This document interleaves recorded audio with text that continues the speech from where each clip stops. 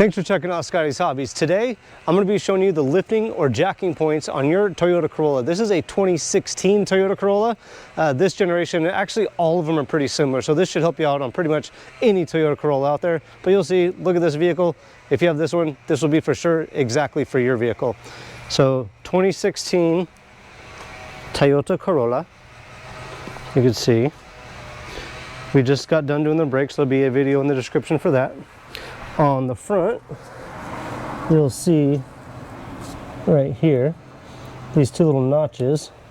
These are actually the lifting or jacking points. Here's your front wheel. The jacking points are right there. And then come around on the back,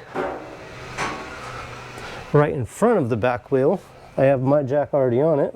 I'll lower it down a little bit. And you can see right there are the two rear lifting points. Got a notch right there and a notch right there. So that's where you want to jack from.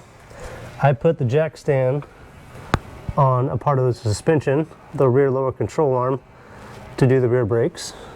But if you're going to use a jack stand up here, as long as you're on the pinch weld or the pinch lip weld, sorry, put your jack stand on there, you should be okay. If you were going to use a jack stand on this lip weld, I would actually jack up a little bit more towards right here and put my jack stand back there. But this is your actually lifting point right here. Thanks for checking out Scotty's Hobbies, and I'll see you guys on the next hopefully helpful video.